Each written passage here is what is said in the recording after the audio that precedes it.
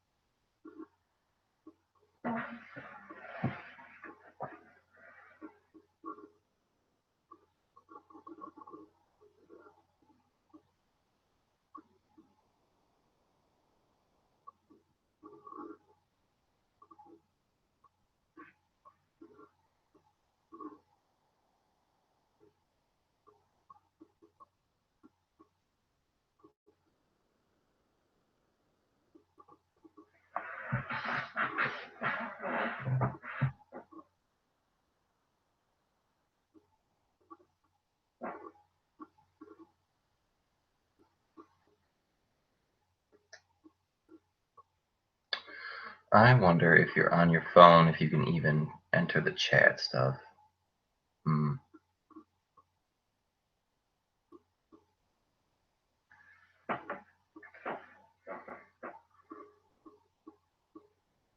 I'll wait about 2 minutes.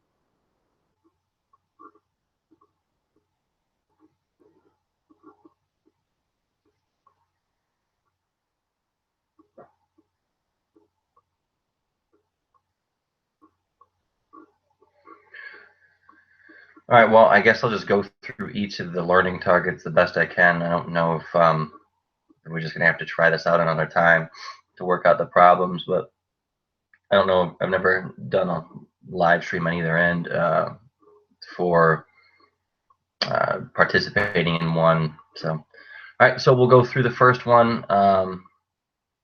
We've got summarize what the Enlightenment movement was. Remember, the whole point of the Enlightenment is to try and improve society. The whole idea was that basically man is influenced by his surroundings, and if you can fix the surroundings, then you can obviously improve what man and life and society would end up turning out to be. So the goal Remember, their slogan was "Dare to Know," and then we have basically they try and use observation and things they picked up from the scientific revolution to try and further those goals too. So that take care of the first learning target. And then the second learning target is explain the importance of Bernard de Fontenelle to scientific revolution. So remember, he's the one who basically makes the connection for the people between the scientific revolution and the Enlightenment era. He's kind of like I don't know, I guess he'd say like either me or Tom Ritchie to you, like taking the textbook and trying to break it down into where you can understand it. So that was basically his role as far as the Enlightenment movement. Keep in mind, I want to say that he was also someone who was not big on religion, and a lot of skepticism came out of him towards religion. We've also talked about how basically the scientific revolution was the part where, the part in time um, where religion starts to be viewed as so important, and we have this movement away from it. But we also know at the end of the chapter too that Pietism is still there. We have this movement to be closer to God.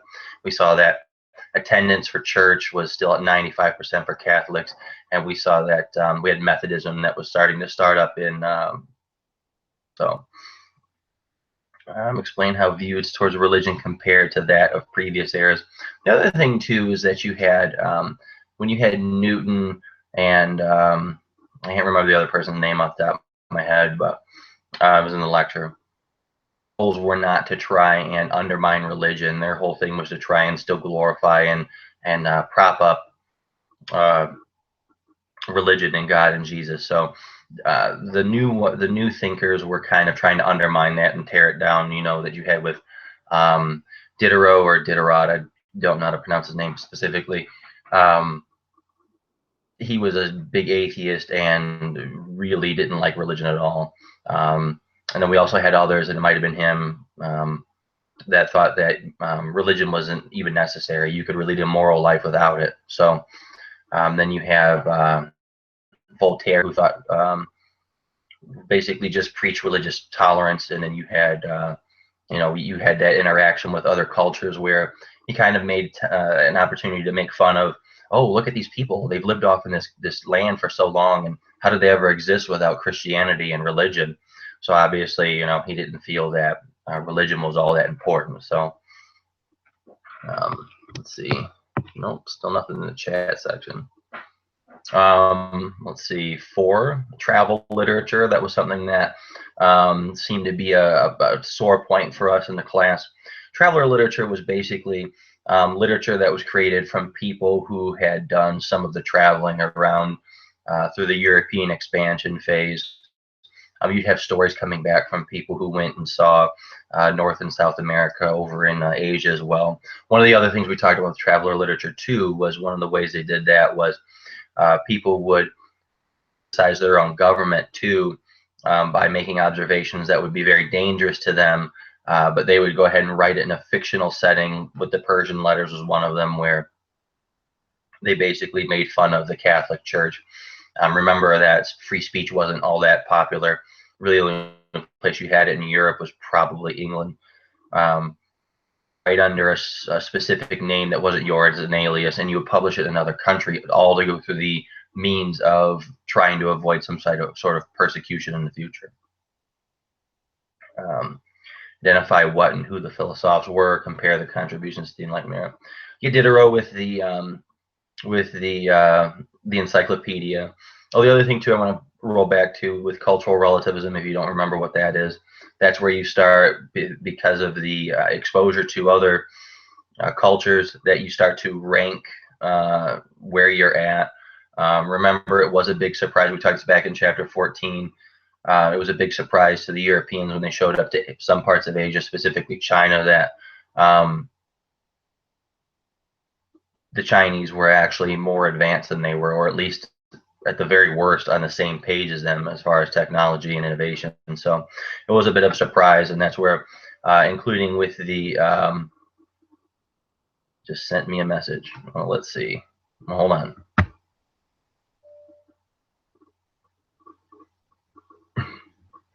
Damani sent me a message, and I have to view this message. Hold on.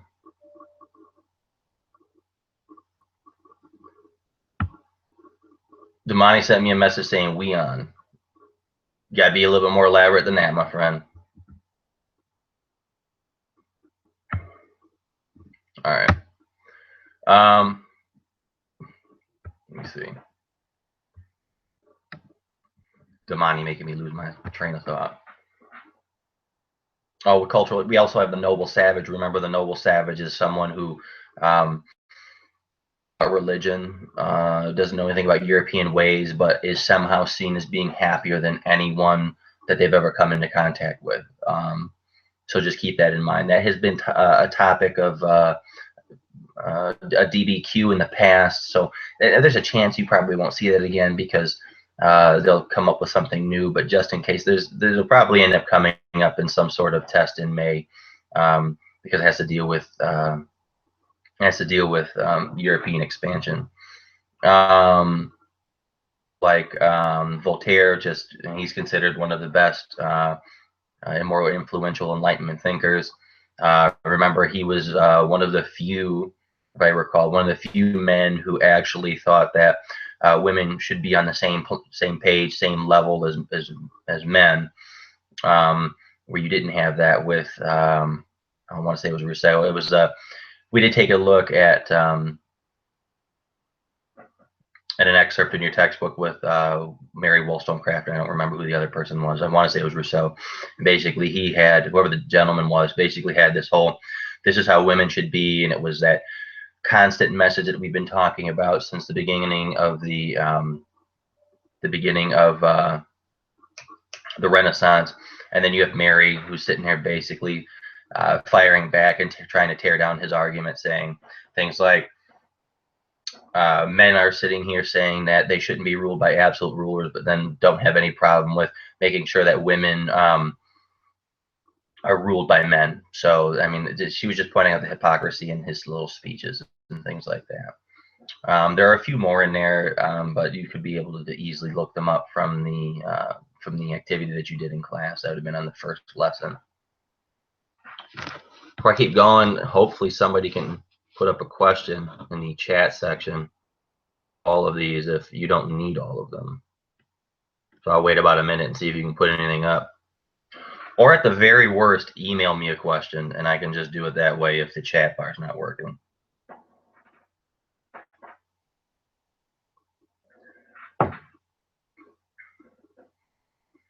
And that would be at cnorton34@gmail.com.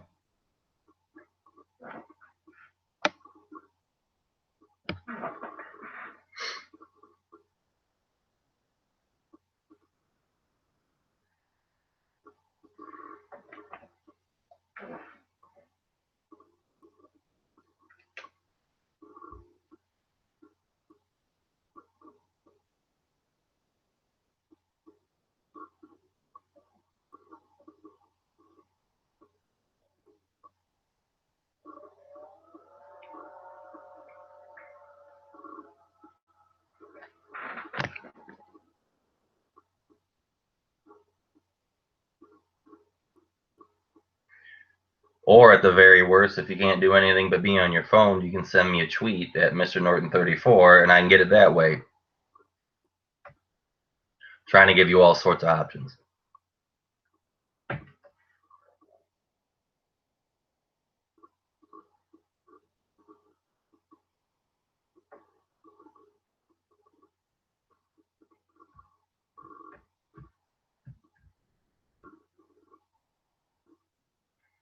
This is so unlike a Tom Ritchie one where he just gets constant questions. But then again, he does have like 600,000 subscribers and I've got 6.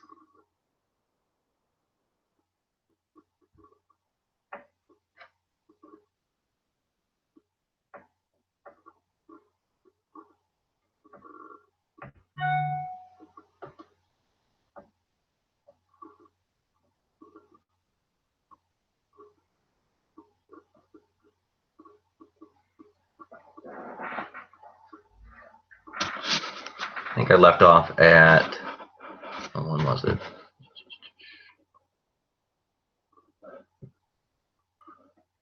identify the philosophes of the Enlightenment regarding economics. So the term that you need to remember for the economic ones, for the philosophes, those are going to be physiocrats. And the main one that we're going to focus on is, and John Cuisine. John, I know his last name is Cuisine. So these are the two people. Cuisine thought that land was the only thing that really contributed to the best measurement of wealth, and that gold and silver didn't really matter. It was all about, well, how much land you had, and that you should specifically tax people based on the land that they had. It probably wouldn't have gone over very well with the nobility, though, either, because who's the only people who really own land are going to be, they don't like to be taxed anyways. Then you have The Wealth of Nations, which is written by Adam Smith. And if you took government, I'm sorry, if you took economics already, and you have the the market economy. Basically, this is the person who creates the idea of the market economy, and you have that term laissez-faire. So basically, the market will work itself out. There's no government intervention. So this is very against. Both of these guys are very against the mercantilism, because with mercantilism, it's a very command and hands-on approach by the government. They're saying what can be produced, who you can trade with, all those sorts of things. So that's a really big change as far as what ends up happening in terms of the economy. When we end up studying England in the Industrial Revolution, they'll be the ones who basically take on this whole idea of free market economy. But then there's going to be some problems that we end up seeing too, because the free market doesn't exactly solve everything, because you end up having no movement to try and improve living conditions for the poor, and it finally takes the government to actually step in and change that. But that's something we'll be looking at later too. So your two main economists that are physiocrats are John Cuisine, and you have Adam Smith as well. So that takes care of that one. Summarize the roles and attitudes towards women during the Enlightenment. You start to have at least a change in attitudes. We haven't really read anything from a male viewpoint that points out that women can be capable of being equals. And then once we get to the Enlightenment, you have a few Enlightenment thinkers that are okay with that and promote that they should have equal rights and that they're just as capable of being as smart as men are. We don't have that old thing from the scientific revolution, because when you look back at the scientific revolution, we even said, well, men have bigger heads, so they must obviously have bigger brains, which means they're smarter than women can be. And then you also had wider hips and a wider pelvic area, that they must be destined to have babies and just be a homemaker. So we're starting to climb out of there, but that's not necessarily going to be we're not going to break down those walls for women until later on. So our messages. What was the difference between Rococo and Baroque art? All right, so Rococo, so this is a question from email. Rococo was basically an artistic style that didn't really go out and show the wealth of individuals. When we saw that slideshow back on that I put on back on the snow day or whatever, every single picture that you saw, or every painting that you saw, was basically of everyday life. Now, that wasn't of the common man and the peasant, because they didn't get to do those things. They were dressed really fancy compared to what a peasant would be. But when we saw Baroque art, those were a lot of times focusing on leaders like two kings, and basically that was showing off the wealth that was being generated. So a much fancier version of painting. So if you want to break it down, Rococo, very simplistic, people in a natural element, and then Baroque was basically showing off how wealthy and rich people were. Okay. Probably, I mean, I don't mind the email question, but it'll probably get to me easier because my phone doesn't keep refreshing email that fast. You might as well just send me a message on Twitter.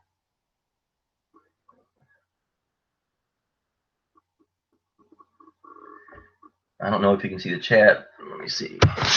Yeah, Bianca, I don't have anything on my chat other than what I wrote. So maybe that's an issue we'll have to clean up tomorrow. Would you say there were a lot of big changes in medicine from the scientific revolution to now? She doesn't really remember anything changing that much. A second. The big change in terms of medicine is you start to have surgeons become more respected. Physicians are still considered at the top of their practice. Even with the scientific revolution, you did see some areas of changes because we had Harvey and Pences and all of them. So there are some changes, but still, for the most part, that hasn't become widespread. So there's still a little bit of Galen methodology going on. But the big change would be that surgeons become more elevated in status, and one of the main reasons because they were always the ones out in the field going and basically making observations and seeing firsthand what worked and what did not. So these are, all right, I'll wait. So basically, you end up having surgeons taking a role in teaching in the university level too. So let's see. Devin sent me some questions. I just gotta wait for my phone to refresh.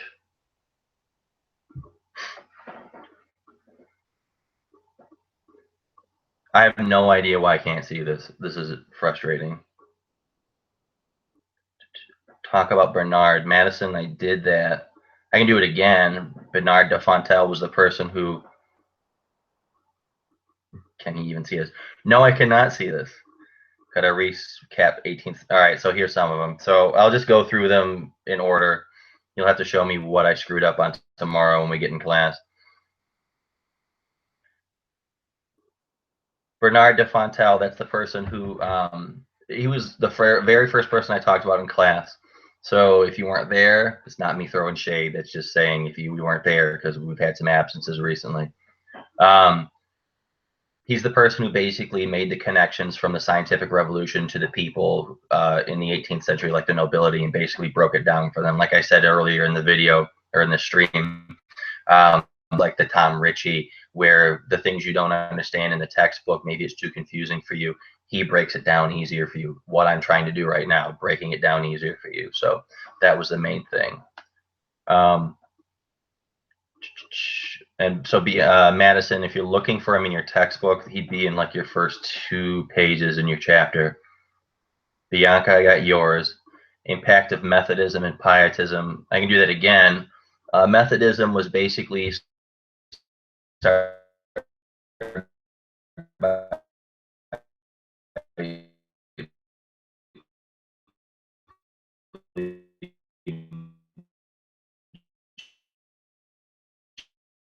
John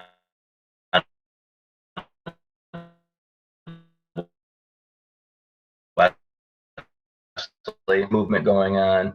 You can't say that. I mean, the other thing we didn't notice too, while we're saying that religion is starting to have a lot of skepticism towards it, people are still very religious. It's not like people are just abandoning church left and right. We look at the stat that was given in your textbook, 95% of the people that were Catholic were still attending Easter Mass, which obviously doesn't seem like a big deal because you're like, well, it's just Easter one day a year. But, you know, it's not like they have churches on every corner like you do around in modern times either. So, so that'd be Pietism and Methodism.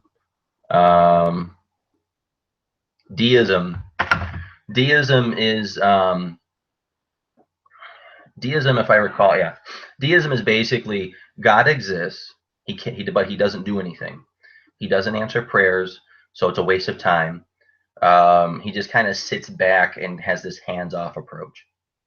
So that's basically it. Let me see here real quick. Maybe this will help me. Every time I hit the chat bar, I've got nothing showing up. That's all right. You can show me what I did wrong tomorrow. Could I recap 18th century art? Did that already. Literature. Okay, so for literature, novel is really big. That's invented during this time. You've got 2 types of literature that are out. I do not recall the names of the 2 authors that you'll ever have to do that. If I look at the test again tomorrow and it's asking for an author's name, I'll just give you the answer because that's just trash. But basically, you had one that the first one we talked about was based off of a guy writing everything on morals. And then you had the second author who basically made fun of the first one and just had this, basically wrote about people getting into trouble all the time. So the big thing to take away really is that the novel is created during this time period. Okay? So there's your 18th century art, literature, and music. Music, the piano, and a lot of the basically the classical music that you hear these days, obviously specifically with the piano.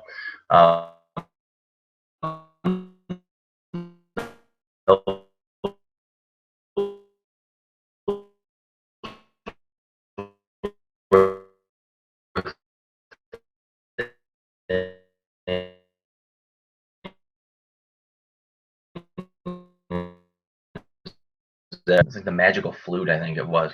Basically, she was just talking about how her daughter needs to kill her fiance or something like that. Again, those probably won't be things that you have to really know that well. Questions. I guess keep sending me the pictures of the questions I can't see, because that's about the best we can do tonight. But I'll be here until we're done, which is still 33 minutes from now. And I hope you didn't have the 2-hour drive home that I did today, because there were 3 accidents. Fun stuff.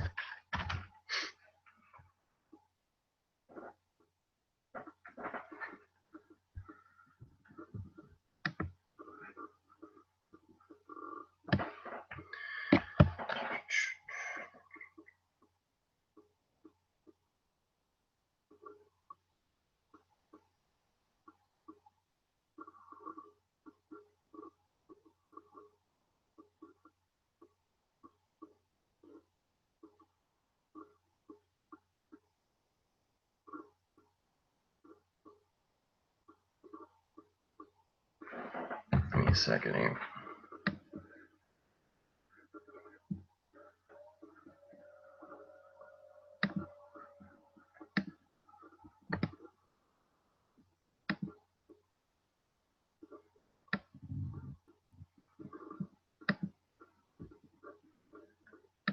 I have tried just about everything I can to see the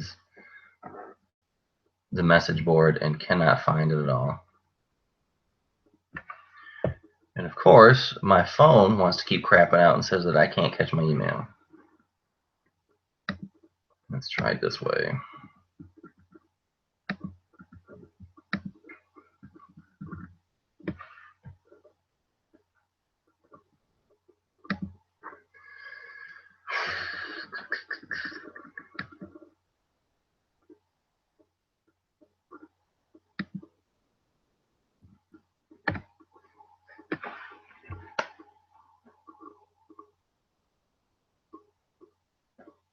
Alright, well, I guess I'm gonna have to just sit here and wait. If you got anything else specific, just send me a quick email. My computer still picks it up, so I'll just keep hitting refresh on that.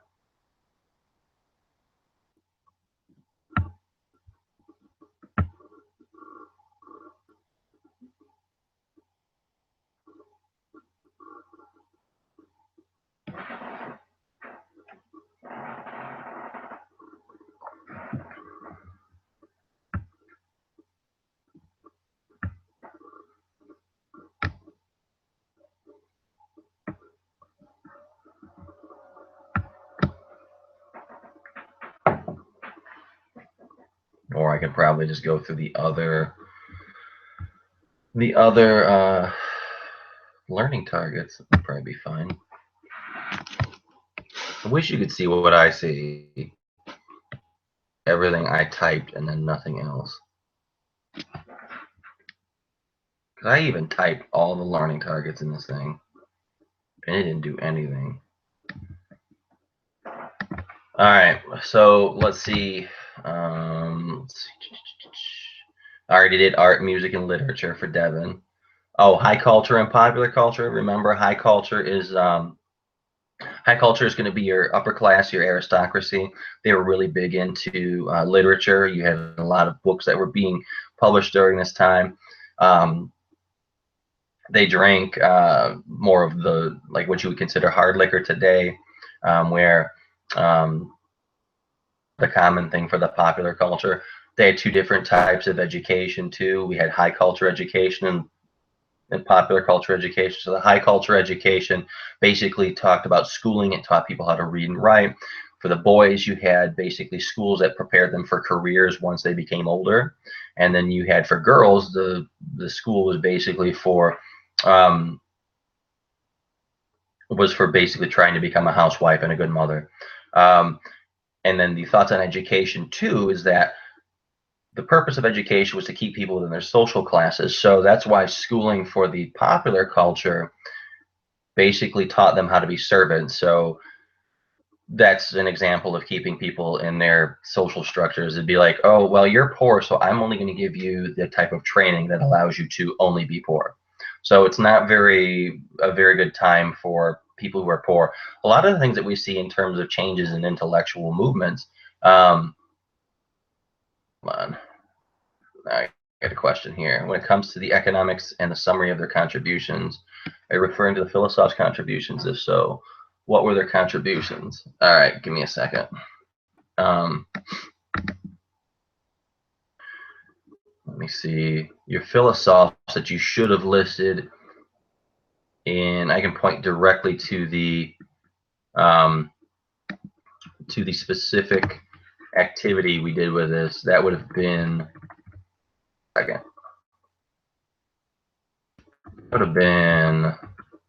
lesson 1.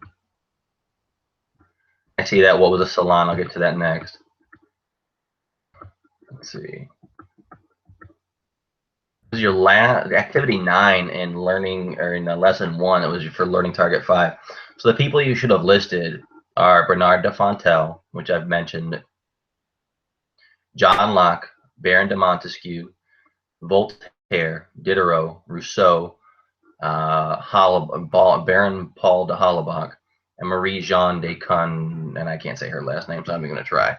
I'll get into those real quick, just a second. Let me pull up my personal notes because I don't remember every single thing about some of those Hollenbach and Marie Jeanne. Here we go. Let me see. So Voltaire, I'll just get back into Voltaire, greatest figure of the Enlightenment. He was a playwright for a time, but that's not really what we're going to know him for. He admired the English, specifically their freedom of press and religious toleration.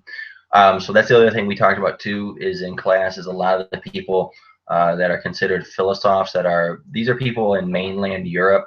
And remember, with the exception of the Dutch Republic, everybody else is trying to become an absolute monarchy. So rights are not exactly being handed out to people because it's an absolute monarchy. You're basically trying to make everyone do what you want. So England is basically seen as this fantasy land of how they want to turn everybody's country into, because they have freedom of speech and other things too. They do have religious toleration. I wouldn't say it's the greatest. It's not like what you would see maybe today of, because remember, when we're looking at pre-glorious revolution, you still have Parliament basically making laws that were banning Catholics from becoming government officials, and Jews were not allowed to hold positions in much of Europe either, or even England. So it goes with that. Voltaire wrote the Treatise on Toleration, which he argues that religious toleration had produced no such problems in England. So we end up seeing England once again being shown as the model.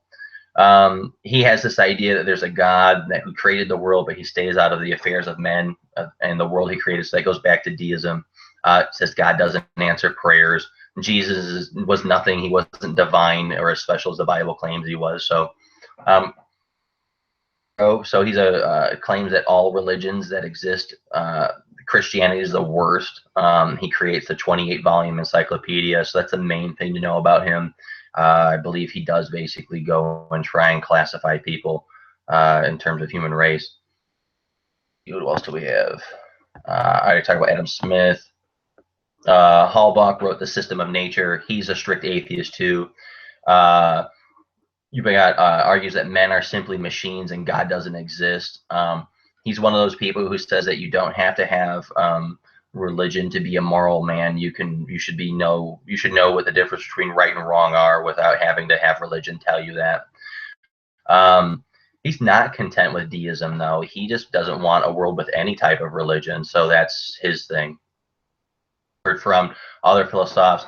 I'm sorry, that was Halbach that, let me do this again, I'm talking about Marie, claimed that the history of the world had gone through 9 specific changes. They're on the verge of the 10th, and that was going to be the one where they achieve perfection. Obviously, that didn't happen. So when you talk about Rousseau, we've got the social contract. We talked about that in government last year. The social contract is basically I put a constitution out. So here's the arrangement. I'm going to allow you to rule me, and here's the guidelines that you have to put in place. And if you don't hold up to that end of the bargain, we should be pretty much, yeah. Well, I'll get back to this in a second because I got to finish this off. Oh goodness, I read that and I lost my train of thought. Oh well, social contract. So if the ruler doesn't uphold their end of the bargain, they should then overthrow that government and then set up a new one. So my red shirts, my seniors who had government last year, I know that's still fresh in your, well, not fresh in your mind, but you still remember some of it. So that shouldn't be too hard for you. Remember, the state of nature is basically man before government ever existed too. So that pretty much wraps that up. Let me get to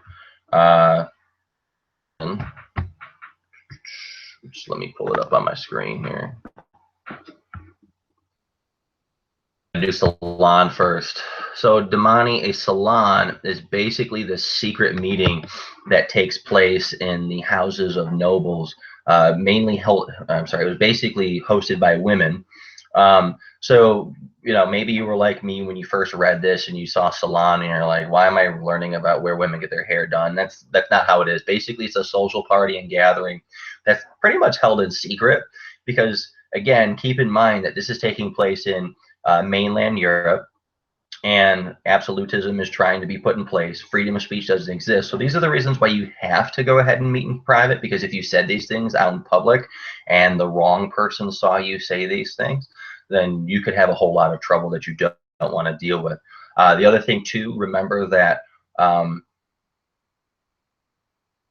this was one way to show off your wealth too, because the more money you had and the bigger prestige you had, that was basically determined by whoever showed up to your particular salon. So if you were a big time somebody, you had the big names of the philosoph circles showing up. And then if you weren't that hot, then you didn't have hardly anyone. Maybe you have Mr. Norton show up and give a deal. Okay, so that's the salon. The other thing too, the salon wasn't the only meeting place. Coffee houses were also one of them too. Lending libraries, I think, was another one that was mentioned in your book, and I mentioned in class as well. Let me get to Jayla's question. Let me pull it up. It says, countries. Is France technically the primary country in this chapter in relation to most of the philosophes being French? We don't really focus on a specific question in here, or excuse me, country in here. We do know that some of the writings take place from authors within France, because they're kind of criticizing absolute monarchies. So I get, sure. I mean, France is a country that we'll be focusing on. I really don't think that's any type of question specifically, like where did the philosophes mainly come from, and if they do, I just say mainland Europe, but too, we don't really see anything in German. We don't see anything in Austrian. Well, Austria is not really urban. Yeah, it is. But England and France are kind of the things we do. Just if you're going to focus on one country, I would say just keep in mind that England was the ideal setting that everybody wanted to be. It had 2 camps. You had one who thought that absolutism had to be the key, that was Leviathan, and then you had people who didn't like that, which was like the social contract and the spirit of law. I mean, the spirit of laws. But so those questions, we only have 18 questions on your 15 questions on your test tomorrow, but the reason why we go over all these topics is we don't really know what we're going to get in May. So whatever I was able to come up with the limited resources I have, College Board comes up with a bunch of crazy questions. I got to see their test last year. I'll give that to you as a practice test before we end up going into the real deal in May. And there'll be questions that are worded in ways that you're not familiar with because it's not really covered in my book, and maybe I approach it a different way. I don't expect you to do, get aces on the multiple choice because it's really, really hard. I mean, I only get 75 to 80% right. So you'll be okay. See if there's any other questions that pop up.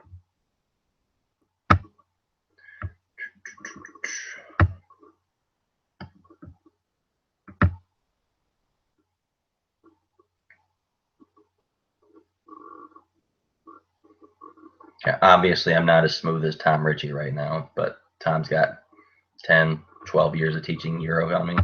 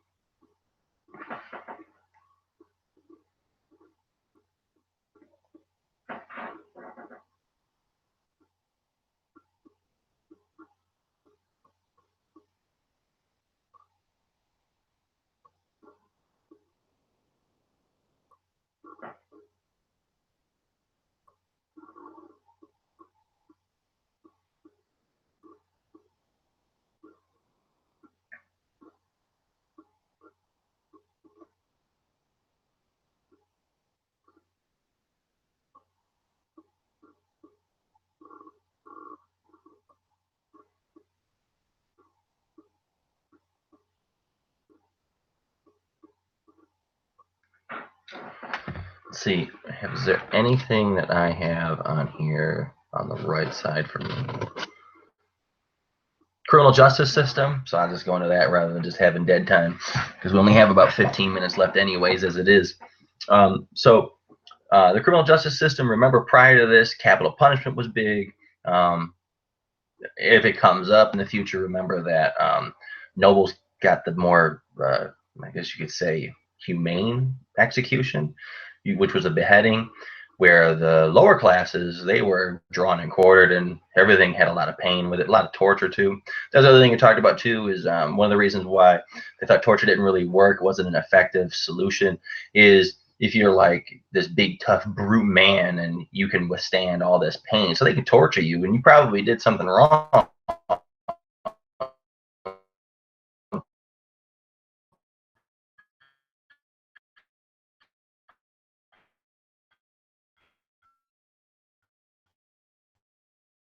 But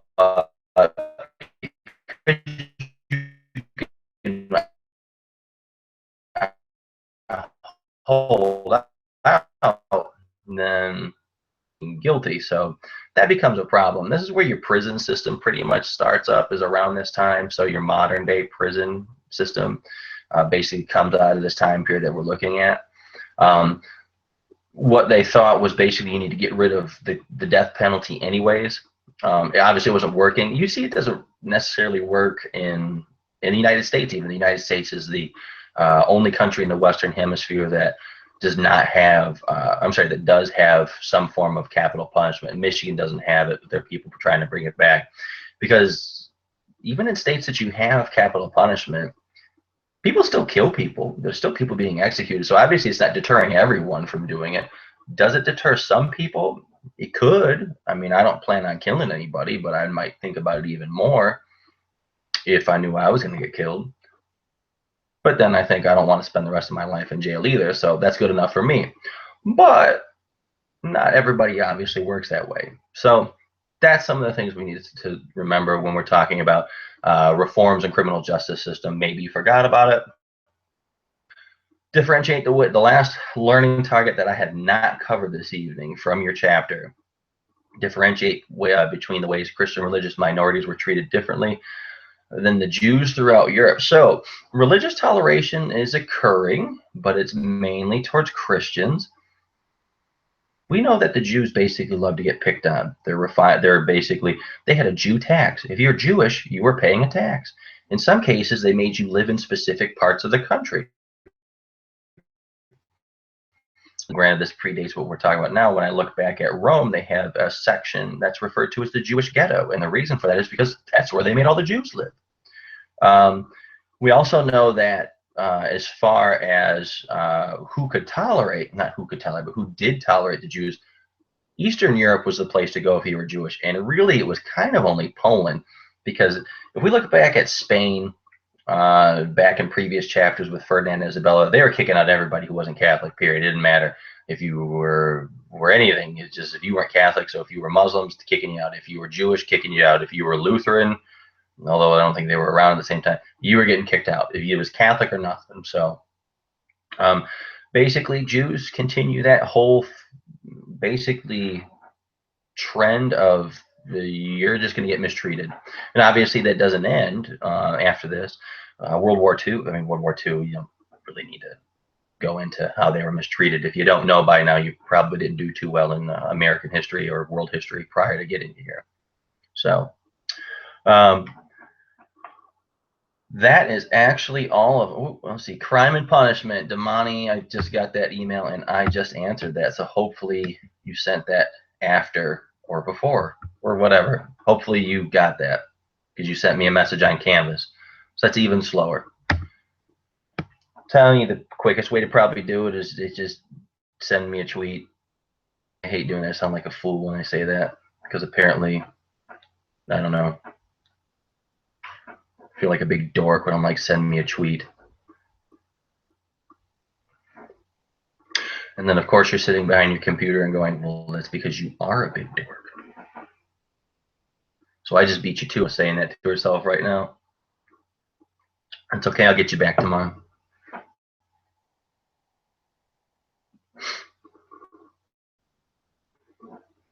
Let's see.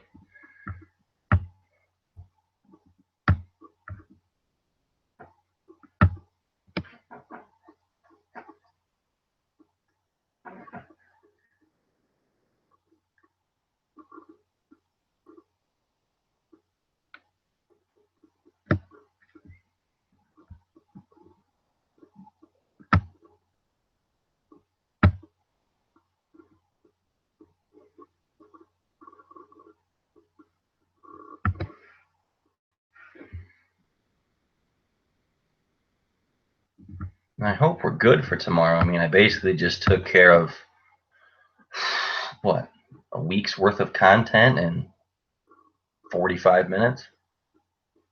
But, you know, a lot of the things that we do in class is reading primary sources, so who knows.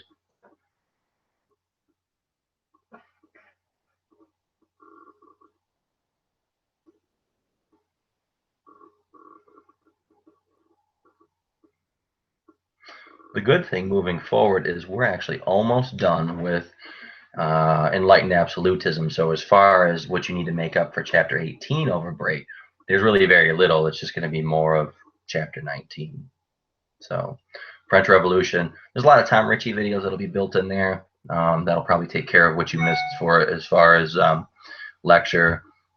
I did both last year. I did a little bit of Tom Ritchie in class, a little bit of lecture on my own because, you know, obviously he's taught it for longer than I have, and he's probably read a good deal of the books that are associated with the course, where I've just started picking through the second one. So there's another topic. We got 11 minutes because I'm an old man and go to bed at 10, but I also get up at 4.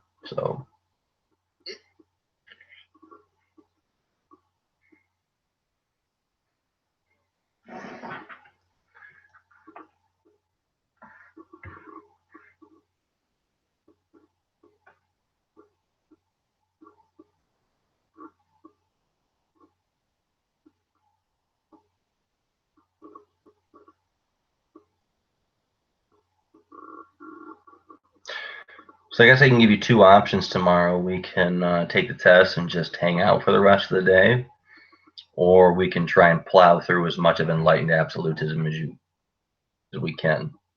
Because your test is only going to be about 20 minutes long, which means you're going to have about 30 minutes left to do whatever. So that's up to you. We can wait until tomorrow. I kind of have a feeling that you'll probably just tell me that we're not doing anything tomorrow. So we'll see.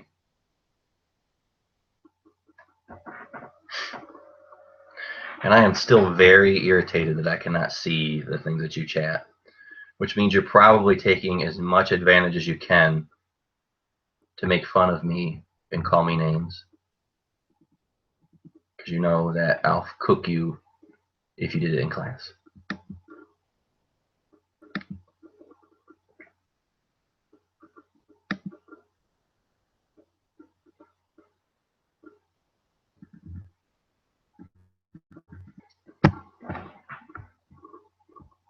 I've clicked on just about every single thing I could do to see it.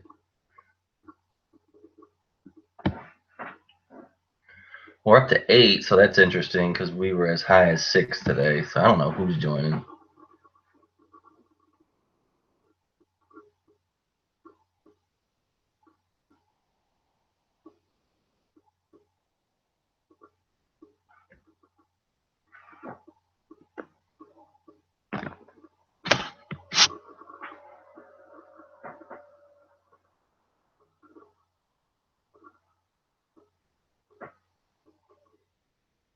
If I have to keep doing this, I probably should get a better camera because this camera on this laptop is trash.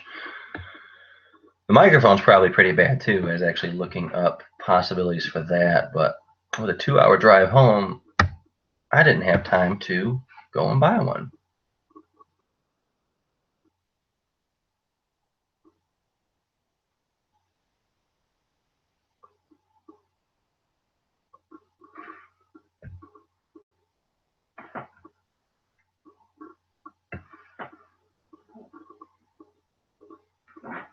I think I've pretty much covered everything tonight. So maybe that's why I don't have any more questions, or maybe you're just aces for tomorrow anyways.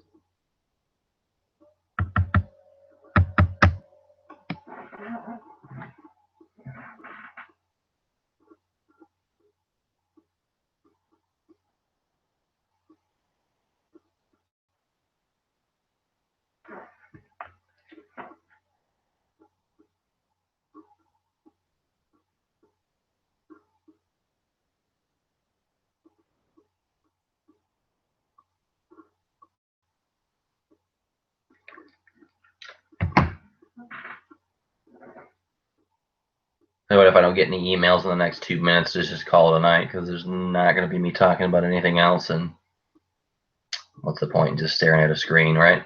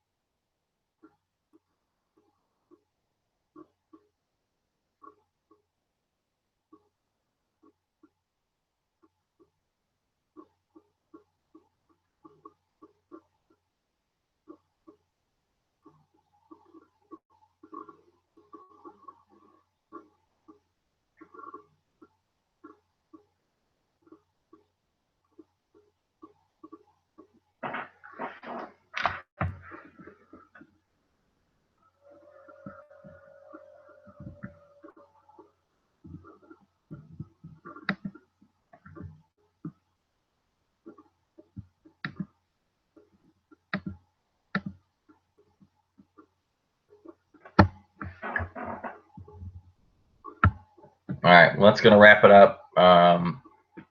It's a test run for today, for this week, this attempt. Like I said, maybe we can just go ahead and figure out what went wrong tomorrow after your test is over. Maybe that's what we'll just finish the day with, and we'll just ease into vacation.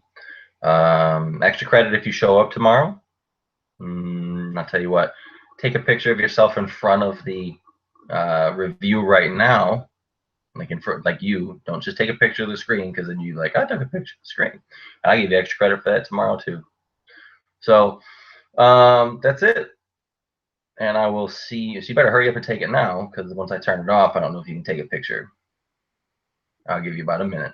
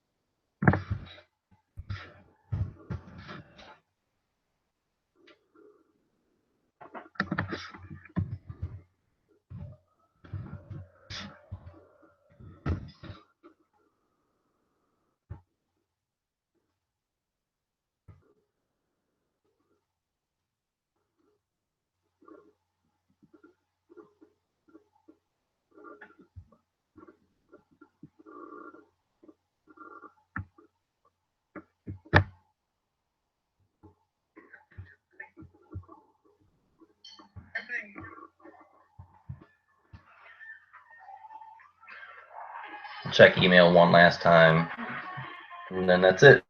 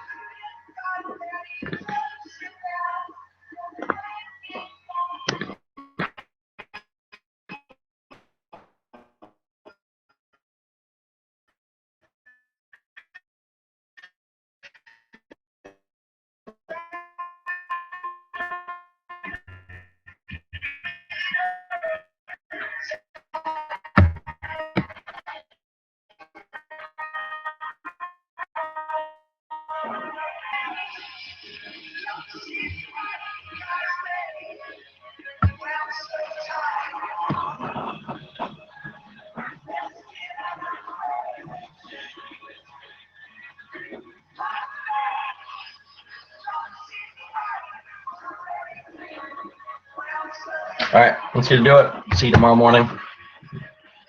Good luck in the on the test. But I don't believe in luck. You make your own luck. Good night. We'll see you later.